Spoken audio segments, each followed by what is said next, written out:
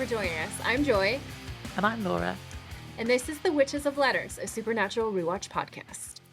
Buckle up as we dive into Season 3, Episode 1, The Magnificent Seven. Laura. Yeah. Do you remember we were watching this episode and you got so excited by the what's in the box line? Yeah. And I didn't know what you were talking about. Oh, I thought you did. I had to go and look it up. I was like, what do you mean? And then he says, like, my man Brad and Seven. And I was like, oh, that maybe. I honestly couldn't remember if I'd seen it or not. And we were having another conversation about it before recording, like the other day. And I went and I had to go on YouTube and look up like that section of the movie because I was like, have I seen this? I don't know. And it worked out that it was like 25 years ago or something, but I actually have seen this film. But I just didn't remember. Seven. And then when I rewatched the clip, well, maybe we should rewatch it together then.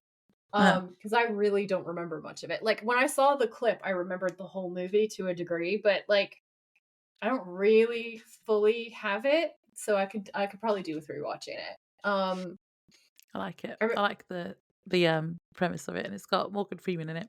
Kevin Spacey's the bad guy, and he's a serial killer who is killing everyone based on the 7 deadly sins.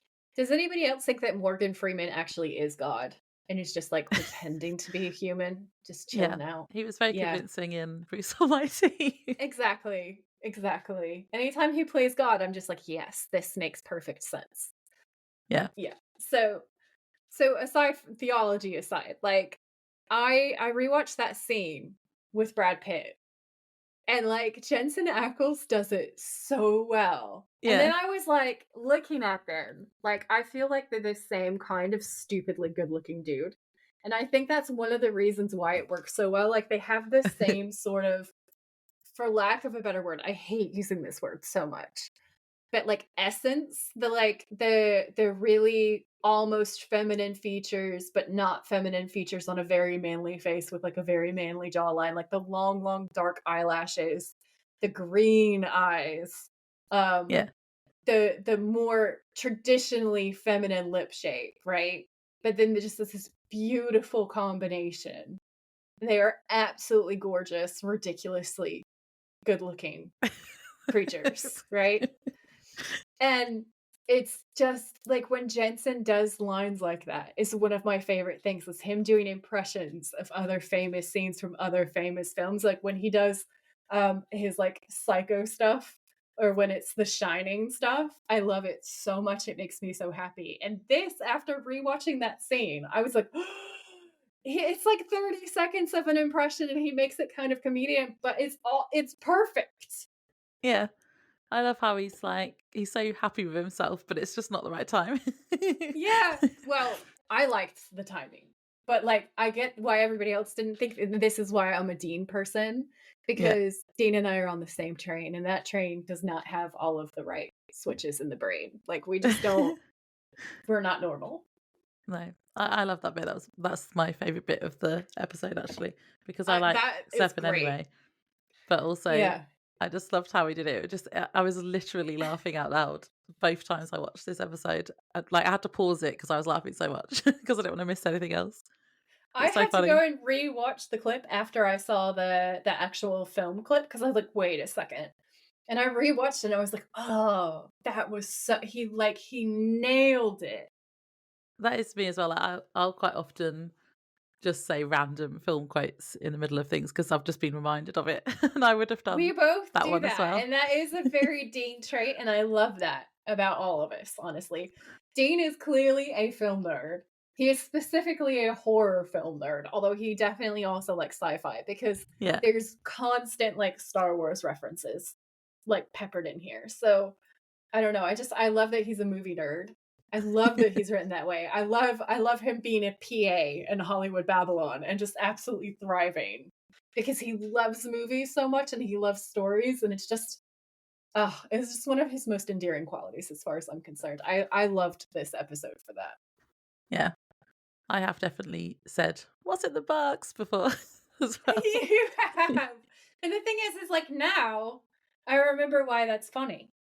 I feel like this is not even the first time we mentioned it on this podcast, but I might just be thinking of a conversation we've had not on the podcast.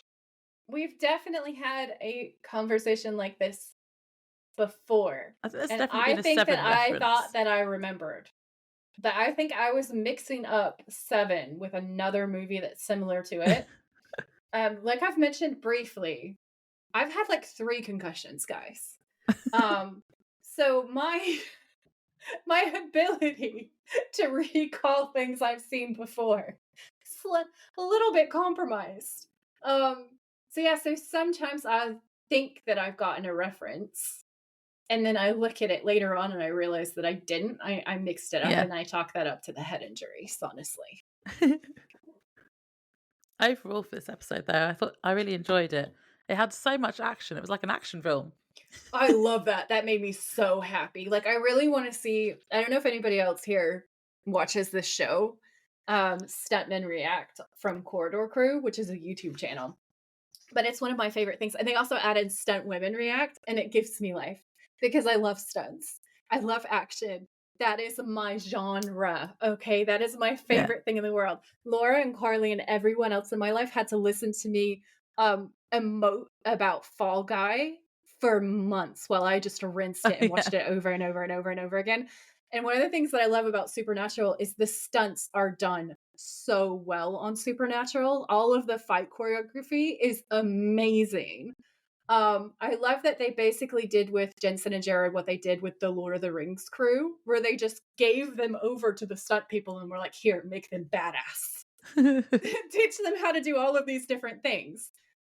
And I think that's one of the reasons why it's easy to blend Jensen and Jared into Sam and Dean a little bit. Like there's a little Yeah. bit more of a blurry line, which they've even said themselves. And I think it's because they really lived and embodied the characters for huge chunks of their lives.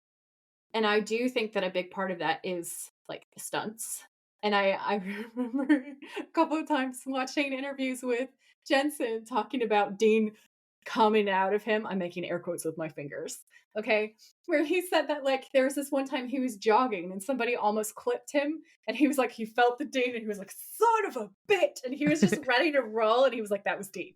That was not, that was 100%. He was like, Dean was just coming. Dean was ready to go. Like he was ready to roll and fight and stuff. And then there's that time that he like kicked down that door in that hotel and he was like, that was Dean. Yeah. I just like there's an overlap, there's an overlap. And I think a lot of that is fight choreography. And it makes me really happy because Yeah. I think it's rare for the main cast to do so much of their own stunts and to kind of like be the hero like that. Like even Lucy Lawless said that Zoe Bell, her stunt double, is Xena. Lucy isn't Xena, she's just the face. And then all of the action that we associate, she says that's Zoe. And I thought that was so cool and so adorable.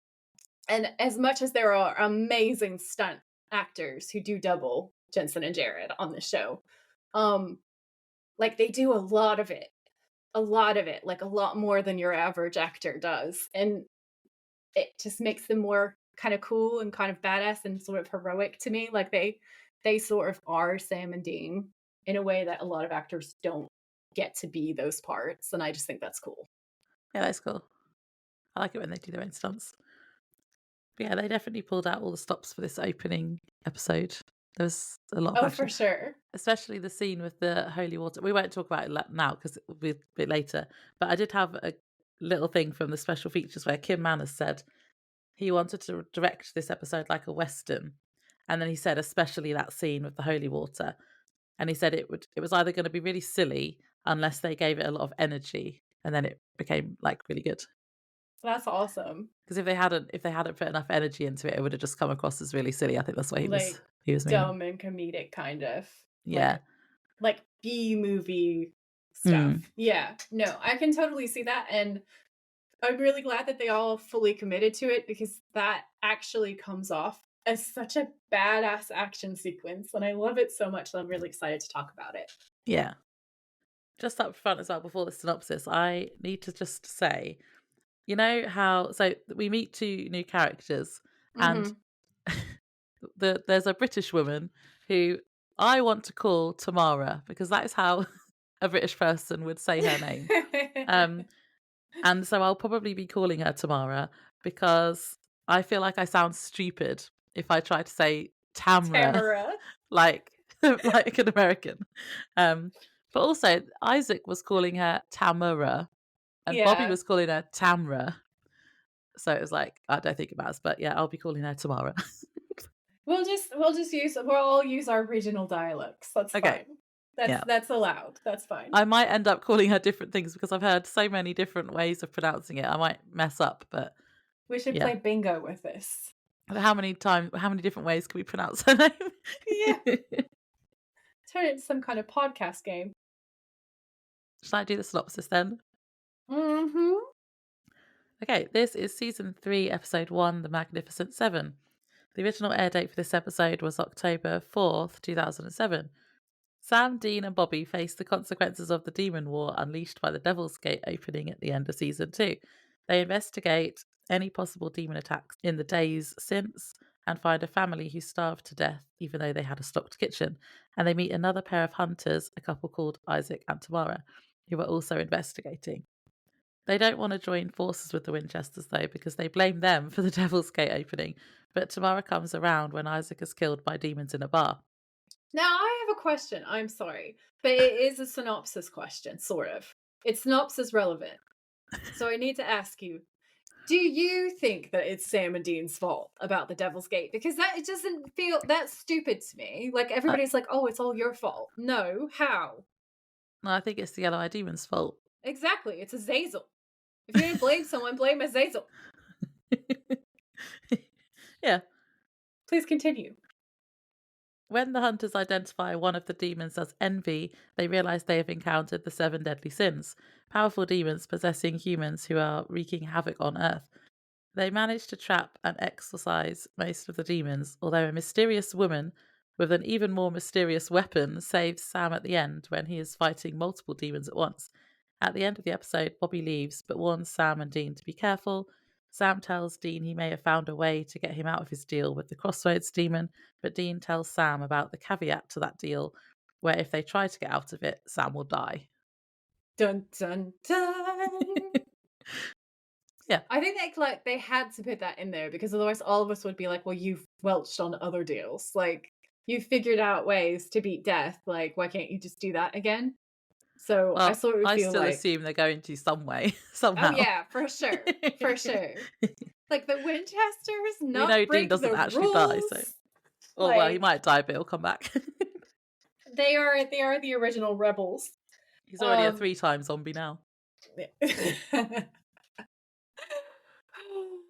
Dean, what's dead should stay dead. Should it, Dean? Hypocrite. Absolute hypocrisy. It's great. Yeah, so I really enjoyed the opening of this, but I also thought there were parts of it that were incredibly funny.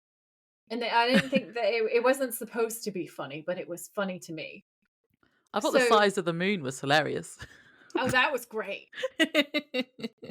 That was like, how big is that moon? Ridiculous. Like, I've seen the moon on the horizon when it is absolutely enormous and it is really cool and spooky, and they were going for that, but they just over-dialed it. Like, it was bigger than the Earth. Like, it was doing too much. It was silly. It's bigger than the whole entire sky.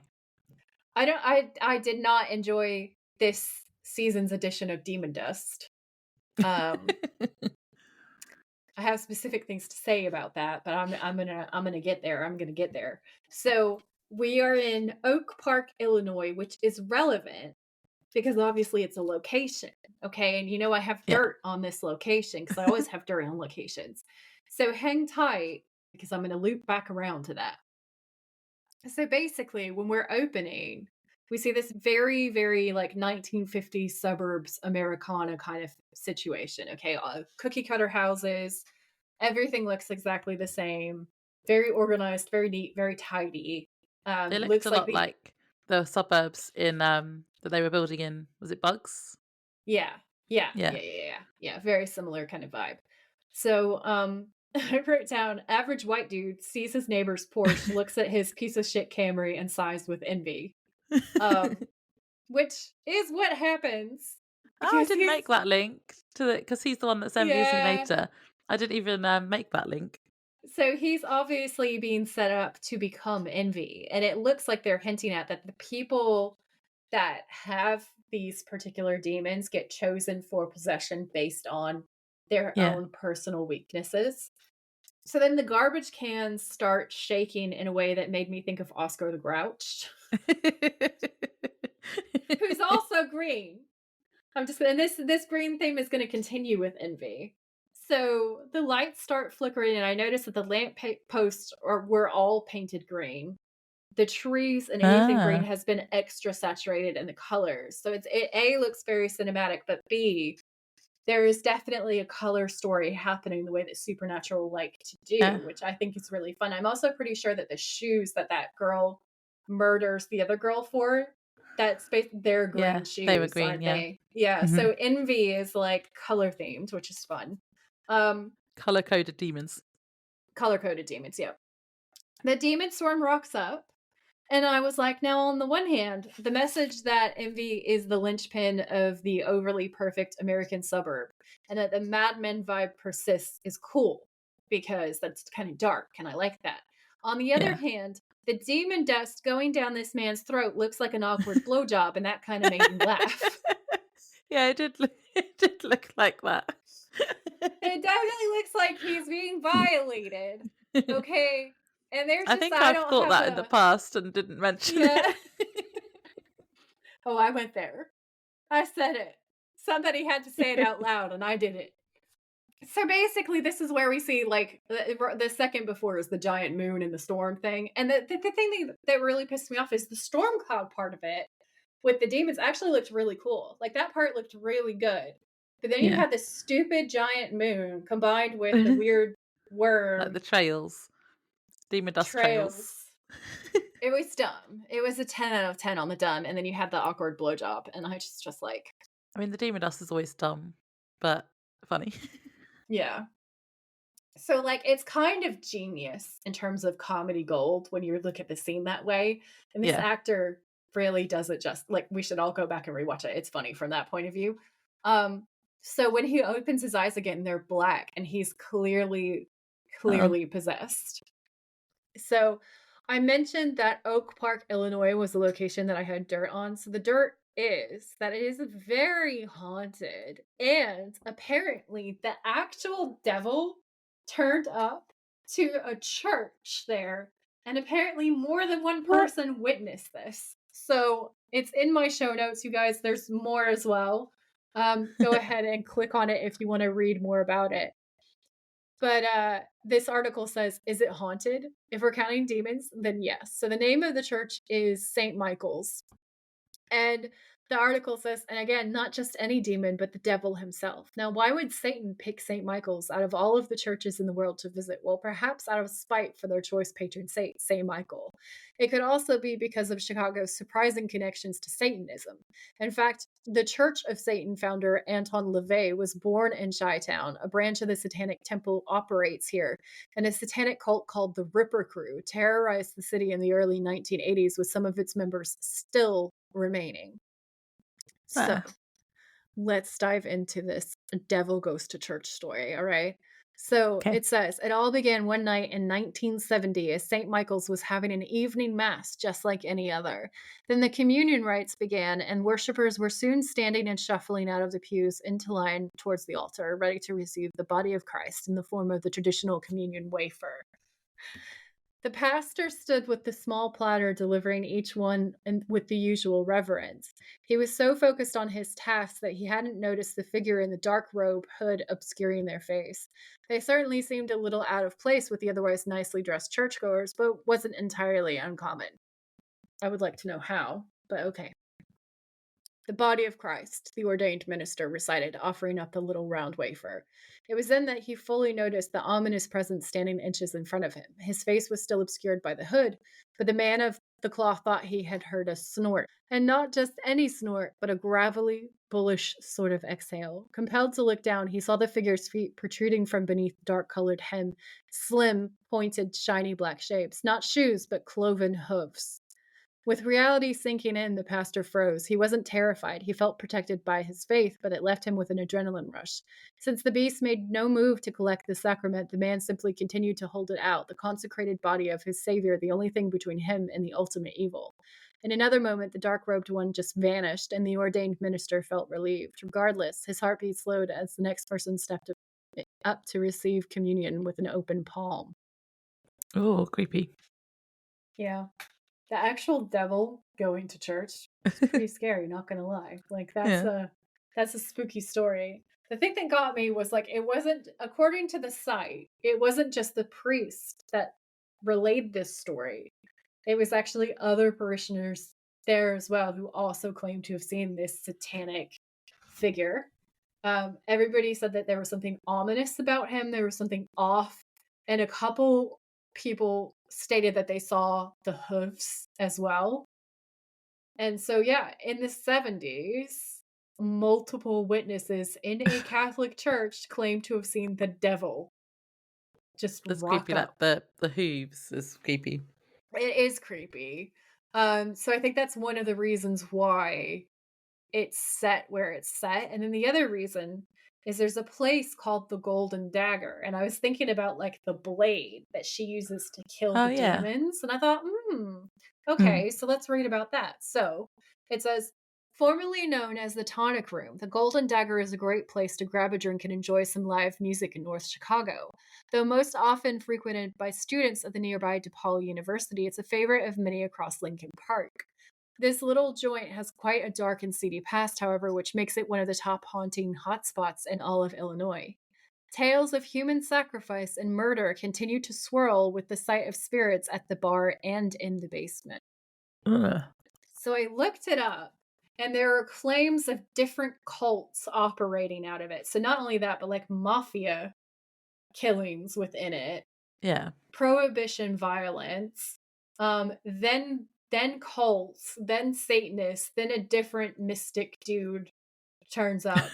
So like it's just mystic dude. A different mystic guy from a different mystic tradition. It's just wild until like eventually the cults decided that the building was not it for whatever reason. That there are claims of murders, demon summonings, and satanic worship in that actual building. And I thought, okay, again, makes sense why they're referencing this particular place. And then the location becomes relevant again because it was home to Ernest Hemingway. And Eric Kripke, who wrote this episode, and we know likes an Easter egg, was a fan of Ernest Hemingway. He is quoted as saying that he was a magnificent writer who suffered from the weaknesses of the human condition.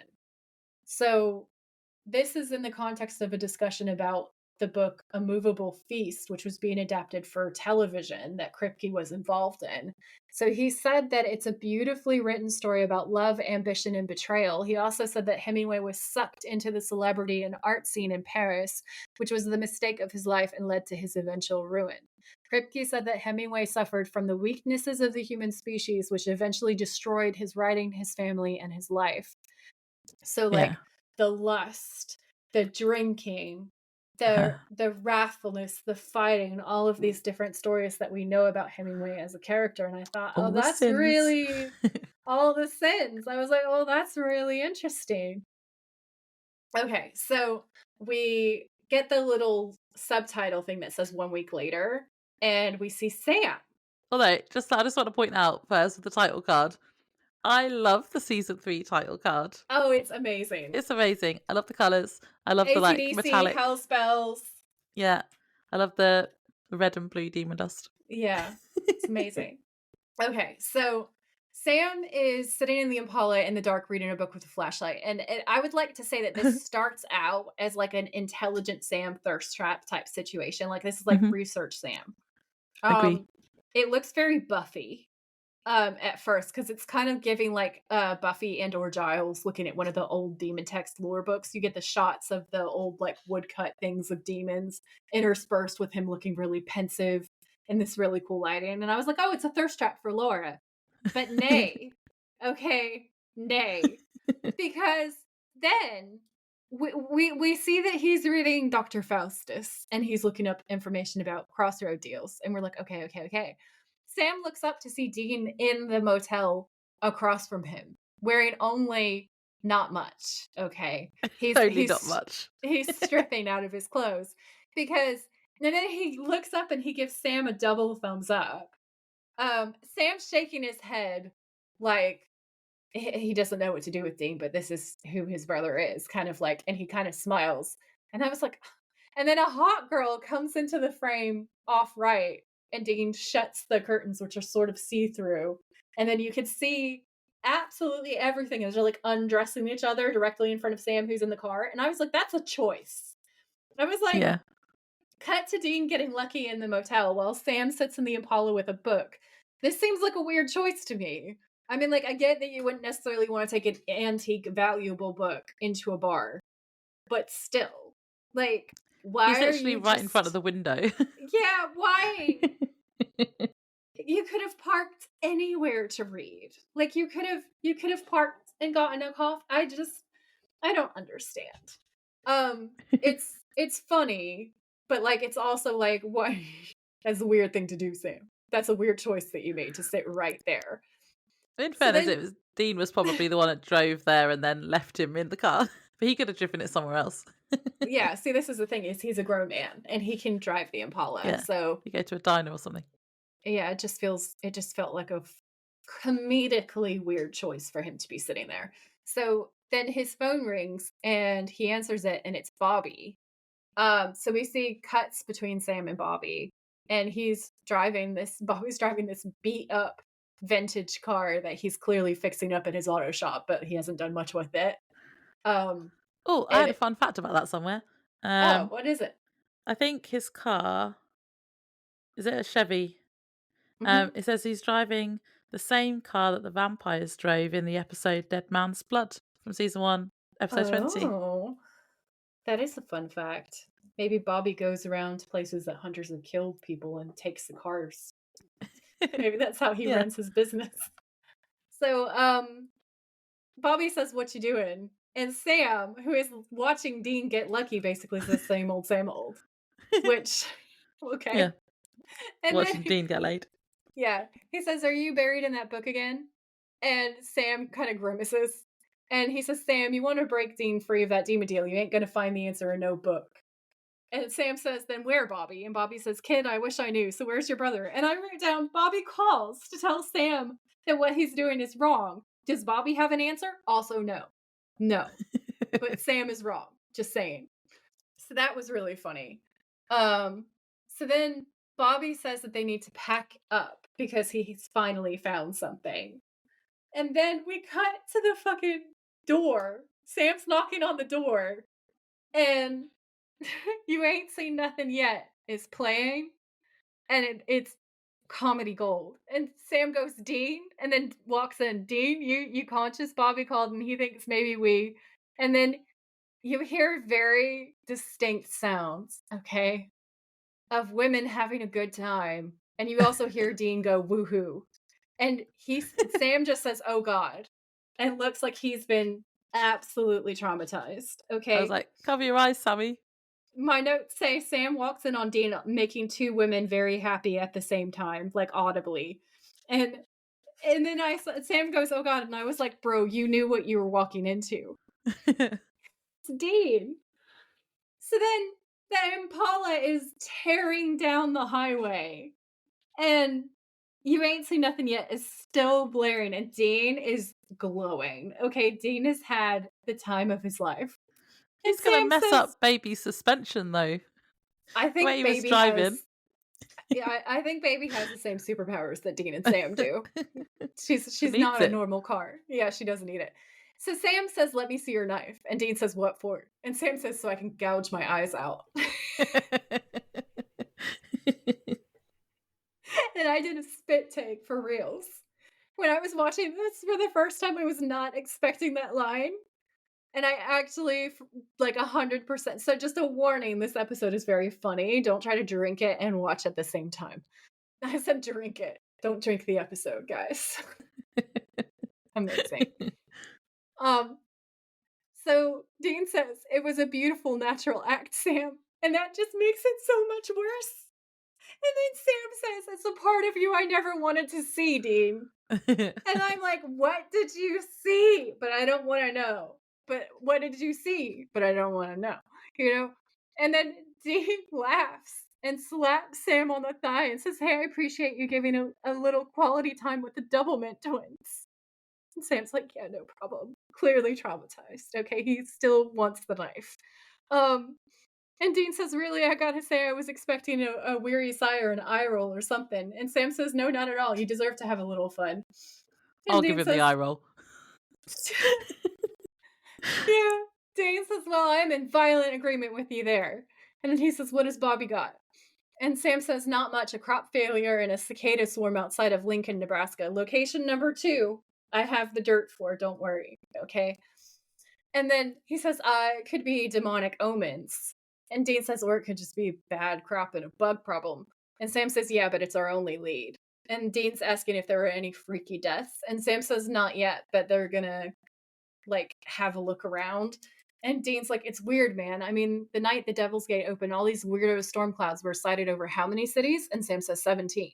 And Dean says, "Yeah, 17. You'd think it would be all apocalypse now, but it's been 5 days in Bupkis." And Sam looks at him like, "What are you talking about?" And Dean says, "What are the demons waiting for?" And Sam says, "Beats me." And Dean says, "It's driving me crazy, I tell you. If it's going to be war, I wish it would just start already." And Sam says, "I don't know, man. Be careful what you wish for." Da Yep. da! Ominous music. So they pull up to a house just outside of Lincoln, Nebraska, where Bobby is waiting for them.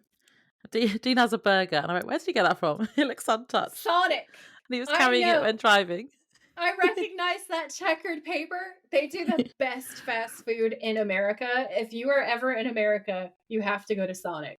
Okay? 10 Okay. out of 10. Amazing food. I support his choice. It was more how he hadn't started eating it yet, though, because he was just carrying it while he was driving. Um, I just thought it was funny. Yeah. And also Sam doesn't have a burger, just Dean. Justine. Well, we got Um, to emphasize his gluttony. the cicada noise in this scene was messing with my head. Bleh. I didn't like the sound. No, I don't Um, like it either. I felt like they were in my house. I was like, have I got surround sound on or something? Like, how are they in No. my house? They did a really good job with the sound design. It is freaky. In Florida, you get a lot of cicadas, and also down south where I'm from, and they have always kind of freaked me out. Like, I know they're supposed to be good luck or whatever, but they freak me out. Yeah, we don't have them here, so I've never heard them in real life. But like the sound, I don't know. It was like, ugh. Yeah. Sam asks Bobby what's going on and if it's a biblical plague, and he says, "Let's find out." And they knock on the door, and then Dean knocks and shouts, "Candy Graham!" Candygram!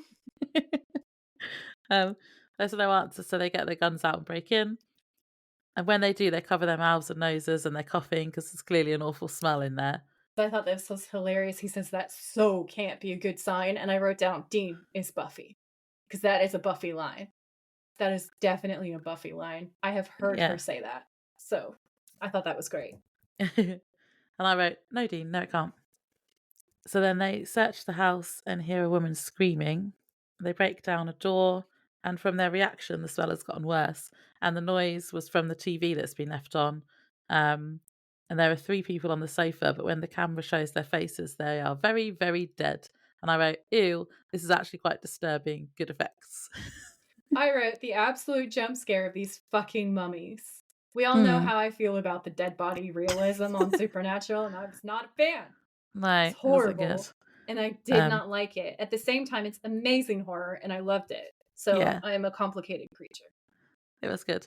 I had a fun fact as well, in case anyone was wondering what the TV show was playing in the background. Oh, I Um, wanted to know, actually. oh well, it was Dallas, and it was a season 2, episode 7 to be specific, which was called Oh. Runaway.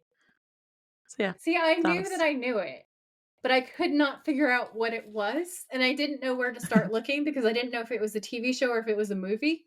So, Hmm. yeah, No, no, well, that's funny. IMDb had us.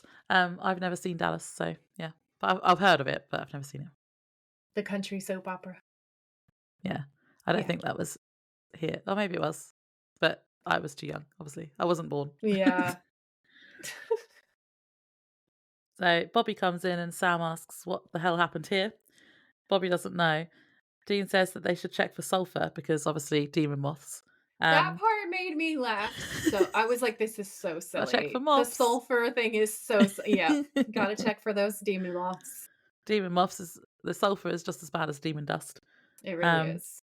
and as they start checking, Dean hears a sound outside. He Mhm. signals to the others that there may be danger and then goes outside. And then And two it's other hot. hunters It's a thirst trap.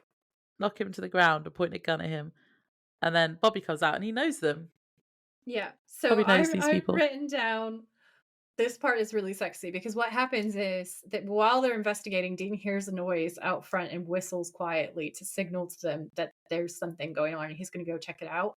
And we see him whipping his gun out, and Bobby and Sam take point on either side of him, and it's so professional and so good. And like because Dean is leading, it is 10 out of 10 so sexy. Um, he he has the gun drawn, looks around, he comes around the corner, and is absolutely dismantled by Isaac in seconds, which is beautiful. And then there's this point of view because Dean's on his ass on the ground where the adults are like talking over him, and his hand just shoots up into frame while Bobby's like, "Oh, it's Isaac and Tamara, my friends." Dean's lying on the ground, almost dead, going, "Hello, bleeding here." And that is so unbelievably funny. And then Bobby like rolls his eyes at Sam. It's the funniest thing that it's the funniest thing I've ever seen. So they've all gone inside Mhm. and they're talking. And my note was, does the husband come off as a little bit patronising or condescending? Because he's like, I think A they're just trying to make smidge. them sound like they're an A old married married couple. couple. Yeah. But he's like, I don't know, dear. That's why I'm asking. Um, Mm. and yeah, just I was like, well, I don't know how I feel about that, but yeah, I think it was supposed to just be like cute couple banter. But yeah, It definitely was, but, like, I'm with you, like, I don't think it 100% worked, like, we get the impression that they've been married for a long time and that they really love each other, but, like, I think the actors sell it more than the script. I think the script wasn't quite right. Um yeah, So good job on the actors, really. And then Sam, who can tell that they've been together for a while, asks them if they've been married for a long time, and then they say that they have. And then Isaac says, the family that slays together. And then Sam says, "Right, I'm with you there. So how'd you get started?" And there's massive awkward silence because, like, you don't ask people why they're hunting, do you? Because it's always like a horrible personal tragedy. And Bobby gives Sam this look like, "I thought you were supposed to be like the emotionally intelligent one or just the intelligent one, period. Like, what the fuck?" It's great. And then Sam, it gets really awkward. He's like, I'm sorry. That's none of my business." And it is so funny. And in the meantime, Dean has been background flirting this entire time with this girl called Jenny, who works at the coroner's office to get information about what happened. I And thought he was just talking to some girl, like just flirting, but I didn't realize he was actually trying to get work at the same time. information. Because it Yeah, just sounds like he is just like trying to get a date in the yeah. background. And then when he comes up, he says that he was talking to the coroner's tech and he got info. And then that's when you're like, oh, he was working, was he? So Dean says, get this, that whole family cause of death, dehydration and starvation. There's no signs of restraint, no violence, no struggle. They just sat down and never got up. And Bobby's Ugh. like, but there was a fully stocked kitchen just yards away. And it's so like the horror of that is real. Like it's gross and it's dark and it's such a great moment because it's really disturbing actually. Yeah. Um So they just sat there until they like either died from dehydration or starving yeah. to death. Yeah, it's awful. And then Bobby says that this is not like any demon attack that he's ever seen. And Dean doesn't know what to do, so he asks, "What are we gonna do?" And Isaac's like, we're not gonna do anything." And this is the start of me not really liking Isaac that much. He's like, I hate you, Dean. I Yeah. blame you for So everything. It wasn't the yellow-eyed demon. Sam, It was you. Sam, sweet, sweet, precious baby angel Sam says, "What do you mean?" And Isaac is like, you guys seem nice enough, but this ain't Scooby-Doo and we don't play well with others, which is hilarious because later on they do a Scooby-Doo episode and there's Scooby-Doo references. So like, I need you guys to know that that line is genius. So Sam says, I think we'd cover a lot more ground if we worked together. And Isaac's like, no offense, but we're not teaming up with damn fools who let the Devil's Gate get opened in the first place. And Dean squares up and is like, no offense. Because Dean knows an insult when he hears an insult. Like, just because he says no offense doesn't mean that Dean is going to take this shit. Dean's like, fuck you, my guy. Also, I wonder what... So there's like the Hunter gossip, like the game of telephone that's happened since they opened the gate. Yeah. This is what I want to know is who snitched, because the people that was there was Bobby and Ellen. So either Bobby or Ellen snitched. That's my only takeaway from this situation. Well, they've just maybe they told other hunters what actually happened, and then it's just over time. But yeah, I don't understand why they think it's their fault. Was it their fault? It wasn't their fault, was it? Well, so from my point of view, it's not their fault. They did everything that they physically could to stop it, but like the show lore seems to blame them for it, because technically, if it's anyone's fault. Wait, follow my logic train. If it's anyone's fault, it's John's, because he gave him the cult, and the cult is the key that you have to use to open the gate to hell. Therefore, it's John's fault. Because without him, Azazel doesn't get the gun, and he can't open the gate to hell. And the boys did everything that they physically could to stop that gate from getting opened. Like, bloody John again. It's John's fault. So I guess the Winchesters as a whole family unit are taking the blame, because it is John's fault that the demons got the key. John, honestly. So, okay. Tamara says, Isaac, like, you've never made a mistake, which I thought was a fair cop, right? She was like, oh, come on. And then Isaac doubles down on the sarcasm and says, oh, yeah, left my keys in the car, turned my laundry pink, never brought the end of the world, though. And this is interesting, because what's happening is the script and the story is telling us, number one, that Sam and Dean do not have a cuddly bunch of friends within the Hunters. Just because we know that this world exists doesn't mean that they're part of it, and it doesn't mean that they're welcome in it. So they're getting isolated again and ostracized again. Yeah. And that also, they're now being told that they've started the end of the world. And they've brought up the term apocalypse a couple of times. So now what we're realizing is it actually is Sam and Dean to save the world against the whole world, too. Yeah. So it's like very high stakes, which is cool. Well, Bobby will help them. Yeah. But no one else. Nobody else. I did think it was funny, though, how Tamara was like, okay, that's quite enough testosterone for now, and drags him off. Yeah, that was pretty funny. Also, I had a question. Yeah. Why was there a creepy doll hanging between Sam and Bobby in this scene? Did you see that? I did not see that. There's a creepy doll just hanging.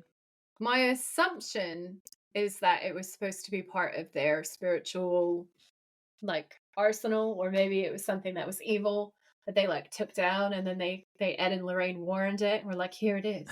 Look at what we've done. It's out of the hands of the public. I don't know. I didn't appreciate it. Yeah, that's fair. I wouldn't have appreciated it if I noticed it. You're always noticing the creepy dolls, and I'm like, what? So this is all taking place in Lincoln, Nebraska, and that is our second location. Then I was like, okay, why would you say that the apocalypse is happening there? So I did some Googling, and it turns out that Lincoln, Nebraska has a lot of natural disasters, all right? And when I say a lot, their website, their government website says, and I quote, Nebraskans need to be prepared for a variety of hazards, including drought, earthquakes, extreme heat, floods, hazardous materials, tornadoes, terrorist attacks, thunderstorms, lightning, hail, wildfires, as well as unpredictable winter weather. That's just everything then. So the apocalypse, basically. Like, just all of the things. Yeah. I was like, okay. And then I found a disaster declaration for Nebraska in 2024, and it just kind of made me think of you know how people say that supernatural predicts future events? It says, the Stafford Act as follows. I have determined that the damage in certain areas of the state of Nebraska resulting from severe storms, straight line winds, tornadoes, and flooding in July of 2024 is sufficient severity and magnitude to warrant a major disaster declaration. So it's had like actual major national level weather disasters and various other kinds from what I can see. And I just thought like they make sense. If you're going to set the apocalypse is happening in America, Nebraska kind of lines up for me with all of the stuff that just happens there. Yeah. And feel then bad for people that live there. Yeah. And then I also found that around when Kripke started writing Supernatural, because we know he goes to Nebraska a lot, in that year and in the years, as far as I can tell, when these episodes were starting to be filmed, the church was declaring that they needed more exorcists. And I found specific references in Lincoln, Nebraska saying that they need more exorcists in Lincoln, Nebraska. Oh dear. Mm-hmm. So there's this article that says, nowhere is the shortage of exorcists considered more serious than in the U.S., where skepticism about the practice abounds. There are fewer than a dozen official exorcists at U.S. dioceses, and it is a topic most American priests seem to avoid. Father Christopher Barak traveled from his headquarters in Lincoln, Nebraska to Rome to attend the course. Priests in Nebraska has recently heard troubling accounts from parishioners, including unexplained noises in homes and sightings of ghost-like figures, he said. There is a growing awareness in our diocese of the need for exorcists. There are a lot more behaviors and lifestyles that are not of God, he said. There's a lot of relativism. Whatever goes, goes. There's a big surge in New Age, pantheism, young people playing with Satanism, a lot of drug use, black magic, psychics are so big, pornography, MTV. People are not searching for holiness. Oh, because people who are religious are, they're not doing any of those things. Of course not. Religious people have never done anything wrong. Especially not the Christians. Community. Pillars of the community, Glenn. Yeah. That's from the LA Times, and it's from a larger article about the Catholic Church, specifically going around in 2005 and then a little bit onwards, trying to boost the practice of exorcism. But are they just saying they need more exorcisms or exorcists because everyone is clearly possessed then? So not everyone's sinning, but it's because everyone is possessed. Yeah, basically. Well, that's stupid. Kind of. It's saying there's a rise of demonic possessions in that year. So, like, in the year that Kripke starts writing this stuff, and then also leading into this sort of area, Supernatural accurately kind of goes alongside the lore, matches up with what's happening in real time in Nebraska, where they're like, we need exorcists, demons. Demon dust everywhere. Fun. Demon dust everywhere. Oh, that's pesky sulfur. Yeah. And those demons jamming themselves down your throat. Eyebrow wiggle. So later on, it's nighttime and Bobby's looking out the window and then shuts the curtains, and then out of the darkness beyond the house, a mysterious young woman with long blonde hair steps out into the light. She stares at the house calculatingly. I just wrote suspicious. I wrote hot blonde. Yay! Because I know who she is. And I really enjoy this character. And I was very, very excited to see this character. Also, the actress who plays her is gorgeous. And I'm in love with her. And she's really fun. And when she does interviews about her time on Supernatural, this was her first ever paying gig. So she turned up and she tried to be like super prepared and be really good because she wanted to get hired back, right? She wanted to be a reoccurring character. So she worked her butt off. And Jared and Jensen, being the like absolute like prankers that they were, played a lot of practical jokes on her, but also she said it's very difficult to act opposite them because you're standing in a room with two of the best looking men that you've ever seen in your life and you're supposed to focus and remember your lines. And I was like, girl, I feel you. That would be hard. Like, it'd be a nice kind of hard day, but that would be a hard day. So I thought that was hilarious and brilliant. So then we cut to a clothes store and a man walks in. Well, a demon walks in because it's the guy from the start. Um, Goes up to a woman shopping. He touches her on the shoulder and, using some sort of mind control, persuades the woman that she really wants a pair of green shoes that another woman is holding. We find out later that this demon is envy. And yeah, the shoes are green with Mhm. envy. Mhm. Also, side note, the shoes are hideous and these women are fighting over them. I'm like, why? They're horrible. Laura's costume degree is just like, ew. They're just, Ew. I mean, I remember seeing lots of shoes. I think I probably even had a pair of shoes like it at this time. I think they Yeah, were they were white. really in fashion and trendy. They're like they have like laser cut triangles out of them or something. But yeah, Yeah. they're horrible. Yeah. And so yeah, the women fight over them, resulting in the woman who's not had her mind controlled by a demon getting her head smashed into a windscreen until she's dead. Mhm. And that was brutal.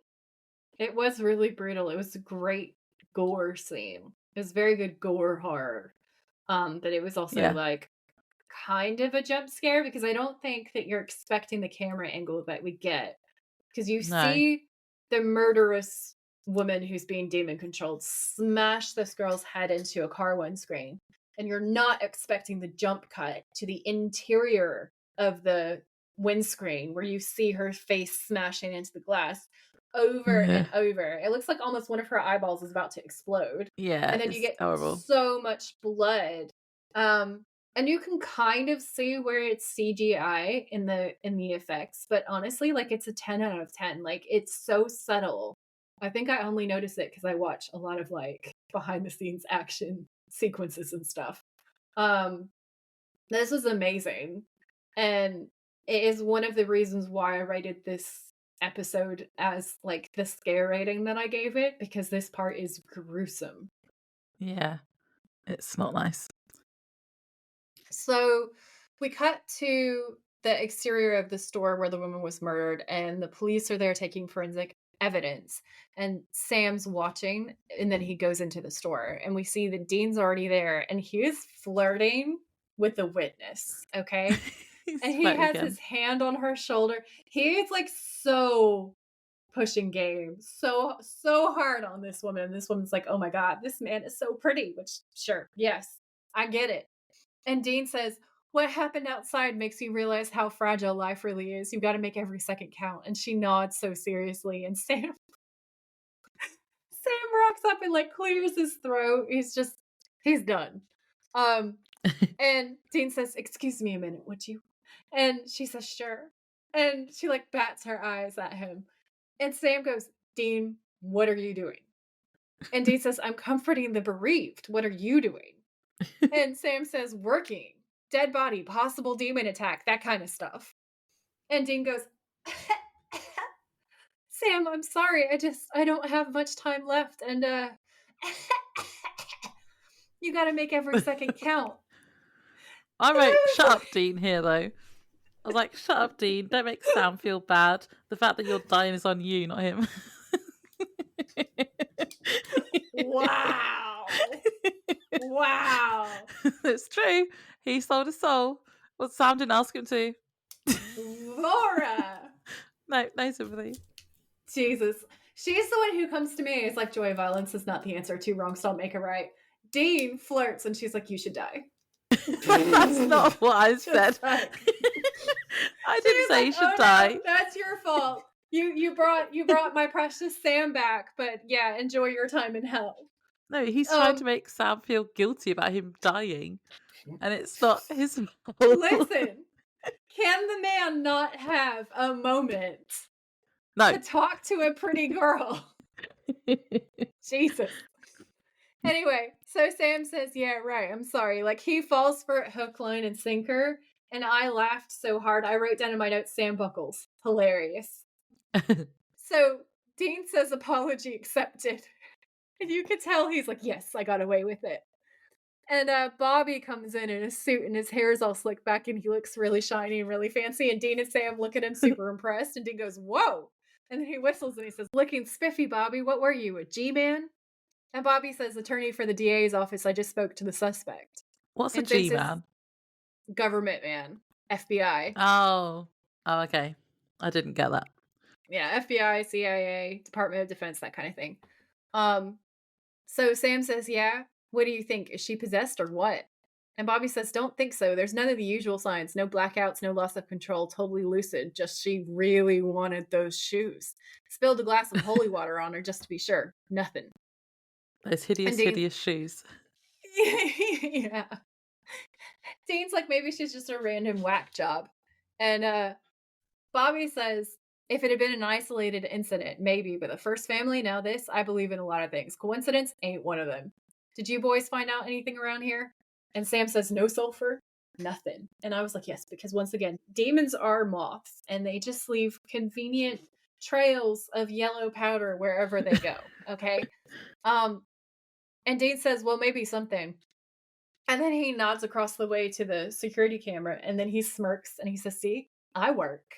And I just wrote, I love him. That was amazing. It was so smooth because he's like, shut up, Sam. I work. It was great. So then we see inside the security room and Sam sitting down watching the footage as Bobby and Dean kind of hover around. And Dean asks him if there's anything interesting on the footage. And he says he doesn't know yet. And then they see the demon possessed dude with envy walk up and approach the woman who killed the other lady. And he goes, ooh, or it might be our guy. So Sam gets up and leaves and walks up the street. And this is where we see our hot young blonde in the badass leather jacket lady just low-key stalking him. Yeah. So she follows him for a while. And Sam kind of senses that he's being followed and stops and turns. And there's a really cool cutaway shot where you see her. And then these guys walk by with this big box and it like obstructs our view of her. And then she just vanishes. Yeah. And it's freaky. And Sam's like, what the hell? This is where I had my first prediction. And I was like, is she a demon?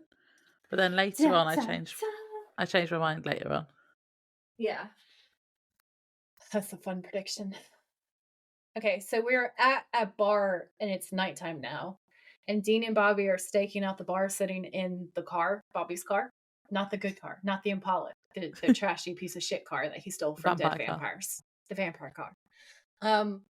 And Bobby's yawning and saying, what time is it? So you know that they've been staking this out for a long time. And Dean says it's 7 past midnight. And Bobby's asking if he's sure that it's the right place. And Dean says, no, but I spent all day canvassing this stupid town with this guy's stupid mug. And supposedly he drinks at this stupid bar. Like, he's just done. It's been all day. He's done. And then there's this banging on the window. And Bobby and Dean both jump. And it's Sam, who is having the time of his life. Like, Sam jump scaring them is my favorite thing in this episode. Honestly, like, that is just... It's great. And Sam is so happy. And like, honestly, I kind of wonder if Jared just did that and it made it into the script because that's the kind of thing that he would do. But it's also how he gets in the car because this is such a sibling thing as well. Like, I remember doing this when you had a car that didn't have, it was like a 3-door car instead of 5 doors. And you have to push the front seat over to get into the back, and he did it while Dean was still sat down, and he just like smashes him. So Dean like falls forward so he can like climb in behind him, and I'm like, me and my brother definitely did that. 100%. Yeah, I'm gonna let you get away with the fact that you said 5 doors. That's fine. That's what it gets called here. 5 doors. If you have a hatchback, because it's like a 3-door car or 5-door car. So the boot counts as a door in this scenario. That's crazy to me. Do you have 2-door and 4-door? Yeah. Say what you see. Yeah. So anyway, Dean says, that's not funny, which is A, hilarious, and B, hypocritical, because you know he would have done that to Sam. In a heartbeat, he would have done that to Sam. Yeah. So Sam just kind of ignores him and says that the John Doe's name is Walter Rosen, that he's from Oak Park, just west of Chicago, and went missing about a week ago. And Dean says the night the Devil's Gate opened, and Sam's like, yep. And Dean says, so you think he's possessed? And Sam's like, well, it's a good bet. So what? He just walks up to someone, touches them, and they go start being psycho. And Bobby's like, those demons that got out of the gate, they're going to do all kinds of things we haven't seen. And Sam says, you mean the demons we let out? And I'm like, this is typical Sam taking responsibility for things that are really not his fault. And then Dean sees something and he says, guys. And we realize it's that Envy has just gotten out of a car and walked past. And so Dean's like, all right, showtime, because he has no impulse control. And Bobby's like, wait a minute. And Dean says, what? And he says, what did I just say? We don't know what to expect out of this guy. We should tail him till we know for sure.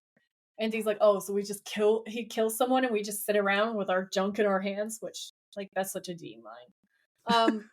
And Bobby says, we're no good dead, and we're not going to make a move until we know what the score is. And actually, that's really smart. And I wrote, Bobby is wise, trademark. And then Sam says, hey, Bobby, I don't think that's an option. And Bobby says, why not? And then you see that Isaac and Tamara have just rocked up and they're literally walking into the bar. And I wrote, married with no impulse control walks into the bar. Dumbasses. And then my next note says, surprise, surprise. Everyone's a demon. Literally everyone. But I just started laughing because I was like, this is so stupid. Well, this scene isn't stupid. The scene's pretty scary, but what they did was pretty kind of dumb. So they go into the bar, and at first you think everything's kind of normal, and Isaac pulls out a flask of holy water, and they're clearly staking out Envy. And Isaac thinks that it's just going to be in and out. And then Tamara says, I love you. And Isaac says, I know, which, arrogant. But it's kind of cute because you can tell that they must say this every time they go out on a job because they might not make it back. And it sort of sets it up and makes it a bit worse. And actually, that part was the part that made me kind of buy them as a loving married couple, is that one scene. So then Isaac heads towards the bathroom to follow the other guy and corner him in the bathroom, I guess, exercise him, kill him, But the bartender grabs him and asks him what he thinks he's doing. He's like, I'm just hitting the head. And the bartender says, no. And then he grabs the flask of holy water because it turns out that he's also a demon. He has his black eyes and he knew what that flask was. And then they all grab Tamara and he's like, I don't like hunters in my bar. And we all go, uh-oh. Mm-hmm. It was very much a Laura, uh-oh, kind of a moment. And you just go, oh, shit. And then it turns out that the waitress and all of the other employees and all of the other patrons also have black eyes. So, like, this is where I read my uh-oh. Everyone is a demon. Yeah. Do you know what I'm saying? Like, they're so fucked. Everyone is a demon. And then outside, Bobby and Dean are slamming themselves against the door trying to force it open, but it's not really working. And then Envy turns to Isaac and Tamara and says, man, you really walked into the wrong place. And I was like, way to state the obvious. Well, then it gets horrible because they get Isaac to drink drain cleaner and it's just awful. And all the demons are like laughing maniacally as he dies. And and Tamara, whatever. And Tamara is sobbing. And I did write, poor Isaac, this episode is rough at this point. But yeah. Yeah. And then after Isaac falls down dead, they then tell Tamara it's her turn. But then a car smashes through the doors and Sam and Dean and Bobby get out and start throwing holy water all around at all the demons. This part was really cool. They're like splashing it all in their faces. Awesome. I wrote, our boys drive through the door and fling holy water. Bitch slaps. Yes. This was cool. Sam then grabs Tamara and puts her in the car, which was hot. Dean opens the trunk. I gave you 100 points. Well, you get some for this next bit of Dean because he's fighting Envy and then shoves him inside and we get a shot of the devil's trap on the inside and then they all drive off. I have a fun fact here and it's actually disgusting. Okay, what is it? This is from IMDb. I don't even know if I really want to read it. I'm gonna. Oh, I don't know how I feel about this. I've put a sick face at the end. Okay. In filming the boys' escape from the bar, Several takes were done of Jared diving into the back of Bobby's car. The director, Kim Manners, wanted it to happen fast, and because Jared is 6'4" and was diving into a small space, he kept banging his head in the same spot over and over again. When hair and makeup came to touch them up after the scene, the hairstylist ran her hands through Jared's hair, and a small clump of his hair with a piece of scalp came out. Oh, no! And then it gets worse. Well, it kind of gets worse. They used that clump of hair in the box that the boys used to summon a Crossroads demon later in the series. Oh, spoiler. And it remains in the prop lockup to this day. So they have kept a bit of his scalp, which is Oh my disgusting. God! Ew. Oh, talk about like committing for your craft. Jesus. That was rank. Ugh. Oh Yeah. man, that is dark. That is dark and so on brand for Supernatural. The fact they kept it, I was like, why? Why would she keep that? Oh my God. Okay. Yeah. My only note for this scene really was I think that the demons should have had like burns on their faces or something from the holy water because they didn't. They just looked like really soggy and pissed off. I have a thought about that, and I think that it's for the episode rating for it to still be able to air on daytime TV because there's so much violence in this one and it's so brutal. I think that they couldn't do it. I think it would have pushed it up too much for it to be on daytime TV. Because this one's definitely a scarier episode. Gory one. Also, as a palate cleanser, I wrote down for that sequence, Dean kidnaps Envy like a goddamn boss. Yeah, he does. You get points for that. He's throwing punches left and right and beating the shit out of demons. And then he opens the trunk immediately as he runs out of holy water. And the whole thing is like beat by beat. The action's so hot. Like it's so good because you're really concerned and you're on the edge of your seat for this whole fight scene. Then Envy grins at Dean like you're about to be fucked. And Dean's like, you thought, bitch, manages to overpower him in like 3 seconds, grabs this entire human being, because Jensen's not a small man, okay? He is also really big and strong, and smashes this entire full-grown man into the trunk of the Impala. I love the shot where he looks up and sees the devil's trap too, and on the roof of the trunk. And you have this oh fuck moment, and he like screams. Dean slams it shut on him and then manages to basically like throw himself into the front seat of the car. And we needed that palate cleanser after those scenes. And B, it's such a thirst trap. So I have to add it to my thirst traps. It was good. It was awesome. Okay, so back at the house, they have the demon under a devil's trap. And in the background, we hear Tamara and Sam arguing about leaving Isaac behind. Tamara says she's going back, and Dean says he'll go with her. So it's like Sam is saying she shouldn't go, but Dean is like, I'll go with you. Sam says it's a suicide mission, and Dean says, so what? He's dead already. Well, that's not really that helpful, though, Dean, is it? Because, if you're trying to help her. To clarify, Dean means that he himself is dead already, not that the other dude's dead already. But not for a year. You can still do some good. Don't die yet. I think that it's interesting because it's this dark balancing point to what we've seen of the way that Dean's acted this whole time. Like he's completely fine with it. And this is this tiny moment of honesty where you kind of get it. And I also sort of low-key wonder if Dean sees the devil's deal as a meaning that like he is guaranteed to live for that year. So nothing can get him for this year. And he's like untouchable because he's definitely going to die at the end of it. And I kind of think that in a way it's taken the pressure off. And there's a part of him that feels invincible because he's going to live. And there's a part of him that's terrified because at the same time, death is breathing down his neck and it's sort of imminent. And I thought that was a really interesting kind of back and forth. Surely he can still die though if he got into some trouble. Die early. Well, so my thought process was, I don't know that he 100% buys into that logic, but I think it's something that is kicking around in his brain based on how he acts at certain parts of this. And I kind of wonder if it's something that he's telling himself, that like at least he's gonna get through this.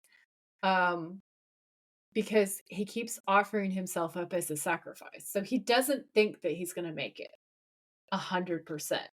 But then he also acts like he's invincible. So it's like I think there's a battle going on in his head of like how he's going to mentally cope with the fact that he's going to die and go to hell at the end of the year and there's nothing anyone can do to save him. And I thought that was really interesting. I thought it added a really good layer of like emotional tension to the episode. Okay. Yeah.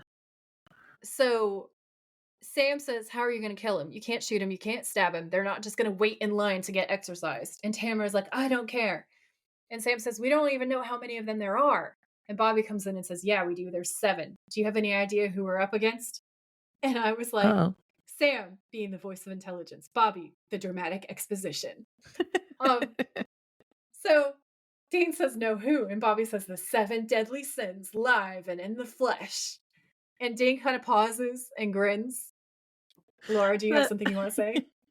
Then Dean says, what's in the box? Which is so funny. It just makes me laugh every time. Yeah. And everybody looks at him like he's insane. Like they do not get the reference. And so he explains, he's like, Brad Pitt, 7, no. I then got Bobby it. just Laura A got it and was B thrilled. I appreciated it, Dean. She appreciated it so much. And he did it perfectly. Like we said before, 10 out of 10. It's amazing. I'm gonna link the like a YouTube video or something about it in the show notes. Perfect. Thank you. Yeah. So Bobby literally throws a book at him and he says, Bensfield's classification of demons. In 1589, Bensfield ID'd the 7 sins, not just as human vices, but as actual devils. And this is where I'm gonna put my Easter egg. Because that's a real thing. So I'm going to give you guys so much fun information now. So a lot of this episode is based on the real work of a man called Bensfield. So this 1594 book became absolutely pivotal to the church and to Christian theology in the medieval era. And he also theorized in the book that other demons invoke sin. So, for instance, Lilith and her offspring, the incubi and succubi, invoke lust. The succubi sleep with men in order to impregnate themselves so that they can bear more demons. The incubi sleep with women to lead them into sin and to impregnate them with demon spawns. This is all from Bensfield. So, like, he made all of this up to a degree. Like, there's a little bit of a precedent for the idea of angels breeding with humans and creating Nephilim. That does exist in the Bible, in the book of Enoch.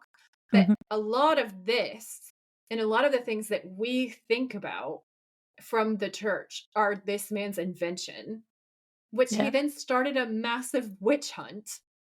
And I'm going to tell you all about it because this is like folklore and true crime all rolled into one. So he ended up leading, because of his book, something called the Persecutions of Trier. So they started in 1581 and reached the city itself in 1587, where they led to the death of about 368 people, possibly the largest mass execution in Europe in peacetime. The number counts only those executed within the city itself, and the true number of executed people, counting everyone executed in all witch hunts within the whole diocese, was therefore way larger. Yeah.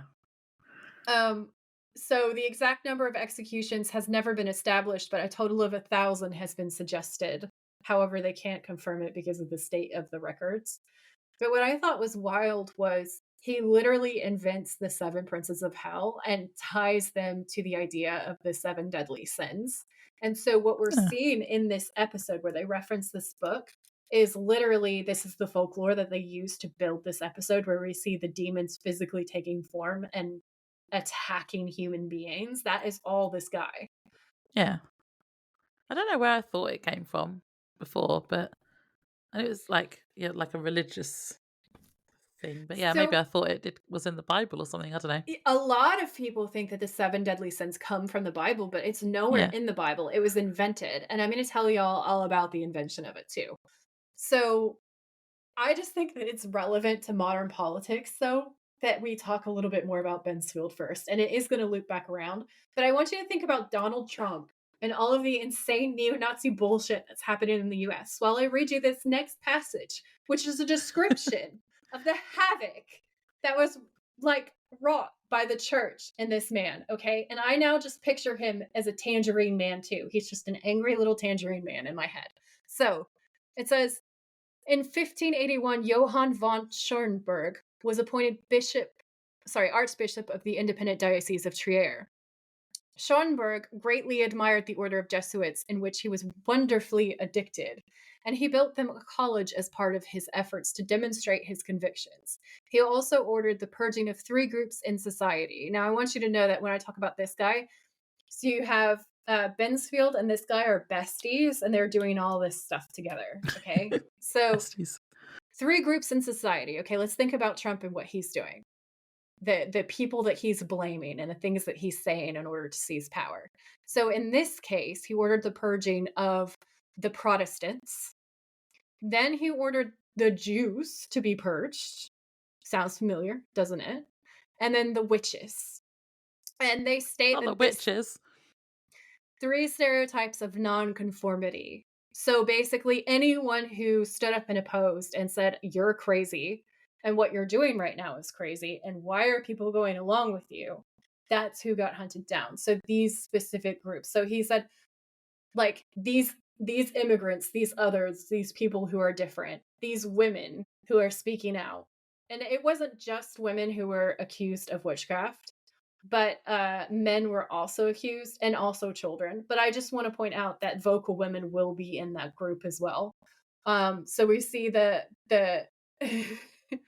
targeting of any group that stands out. And it's like the same blame game that people always want to play, where they get mad about something and they decide it's this other group's fault.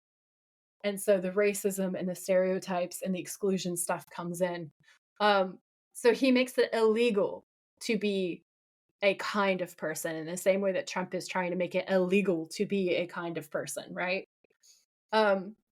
It says that he was the one responsible for the massacres of Trier, which, because of his initiative, support, and patronage, became, quote, of an importance quite unique in the history of witchcraft trials. Inasmuch as it was popularly believed that the continued sterility of many years was caused by witches through the malice of the devil, the whole country rose to exterminate the witches. This movement was promoted by many in office who hoped for wealth from the persecution.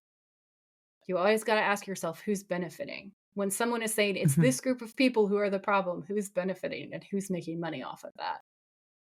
And so from court to court and town to town, the villages of all the dioceses scurried special accusers, inquisitors, notaries, jurors, judges, and constables, dragging to trial and torture human beings of both sexes and burning them in great numbers. Scarcely any of those who were accused escaped punishment or were spared, even the leading men of the city of Trier. For instance, one of the judges and 2 burgomasters, so like people who would have been heads of the city, several counselors and associate judges, canons of sundry collegiate churches, parish priests, rural deans were swept away in this ruin. So just anyone who was a reasonable human being and was like, hey, let's not do that. That's racist. Or that's sexist. Or this is stupid and terrible. Were attacked, basically. And the people who were in the business of writing up the legal documents, the executioners, there were people who are directly profiting from attacking these other groups of people, just like there are now.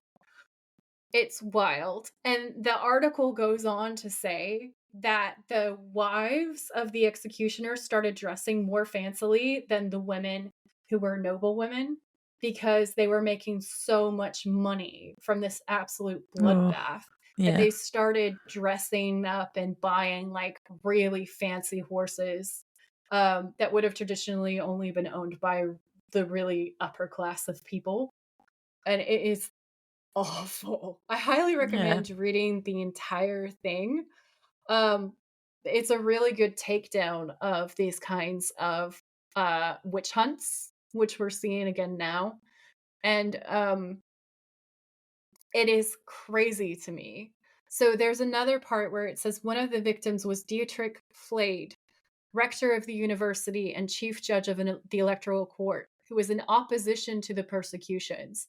He doubted the use of torture and treated the accused mildly, and consequently he was arrested, tortured, strangled, and burned himself, which made the witch trials even worse as it effectively put a stop to all opposition to the persecutions. The archbishop had a large staff to participate in the massacres, such as his suffragan bishop Peter Bensfield, whose instructions in the subject, published in 1589 and 1591, were used in the activity.